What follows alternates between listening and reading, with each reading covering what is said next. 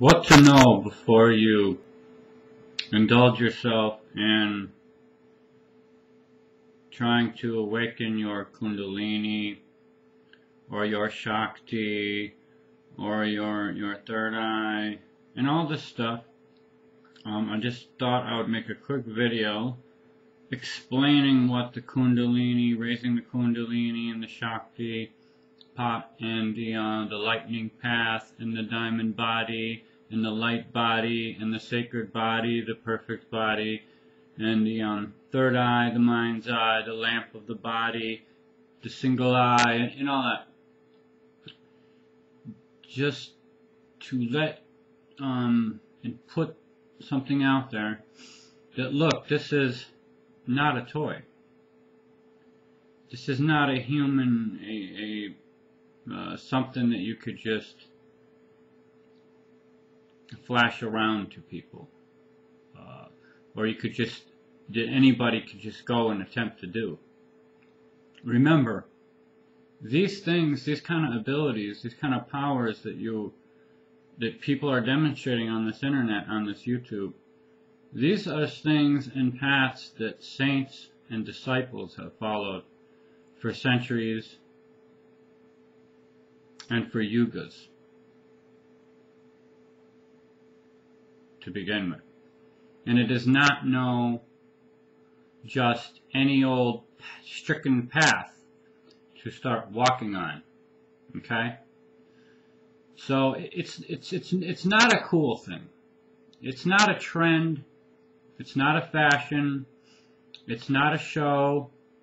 It's not a boasting feat or any kind of harloting or trending glamour.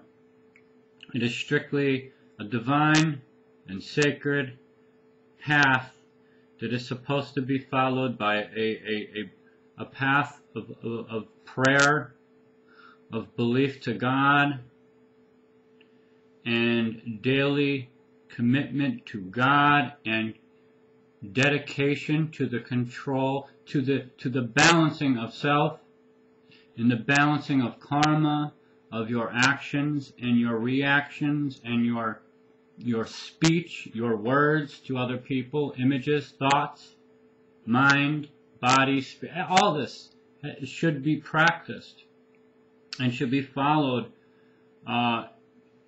in some kind of sacred union or sacred marriage with God, the divine. And everything should be made in prayer, in commune with God, with the Creator. And with His help, before you try to attempt any Kundalini awakening, or any Shakti pot, or any lamp of the body, or any of these things, you should always get yourself on a path where you have a direction and you have a base foundation of knowledge, and yes, of course, wisdom to go with the knowledge. So you know, the ability to decipher and interpret the knowledge in the scripture, and a daily practice and prayer and all these things before you go, especially promoting it to other people. Some people might not be ready for this. Okay? This might really harm some people. You know, like the yogis say, the ancient yogis and some of the masters of today would say, it's like sticking our finger in a light socket. You can get fried. So it's to be taken as very, very sacred, and as a path to God, a path to the divine. Okay?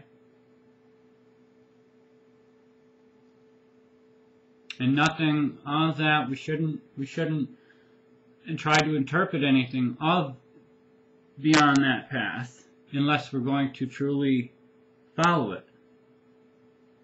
And, really do our best. Because we have to be pure as you could be. I mean, you're not going to be perfect. None of us are perfect. None of us are perfect and purely pure. But we can give effort. And it's one thing that the Creator, the oneness of the divine, whatever you want to call him up there, told me, the word he gave me to my interpretation was, he said, it's the effort that you put in. It's the amount of effort that you put in. It's the consistency of the effort. It's the energy of the effort, the balance of the effort. And finally, the refining of all this from the effort that will make you who you would want to be. And you could become that. And beautiful, truly divine, all of you are. Yes, you are. You might not be now, but every person has a possibility of becoming that, if they want to, if they so choose. But don't force it on them. Don't push them up against the wall and say, hey, you got to try this, That might not be their path. So all I'm asking here is today, is to all these people with this Kundalini Shakti stuff, why don't you be more, all of us, even me, start being more sacred of this knowledge and of this wisdom, and handling it as if it is more sacred than as we take it. We take it as that, but we need to start acting like it's sacred. Okay? We need to start keeping it more sacred and not forcing it all over the internet on videos and influencing people or tempting people to take some path. In doing that, we are no different than any other religion trying to convert somebody. Okay? And it doesn't matter how much things, your magic you're having or abilities or spirit, that's your experience. That is a personal experience. That's between you and the divine. Okay? That's between you and God. You and the Creator. That's your path. We all need to. All of us that are on this path, we all need to take responsibility for this path every day if we're on it. And when we see other people that are interested, that maybe they're projecting that they're interested in this, then that's great. You're going to do a good deed. But if they're not, I think we need to let them go. You can lead a horse to water, but you can't make him drink if he doesn't want to. So respect other people's free will.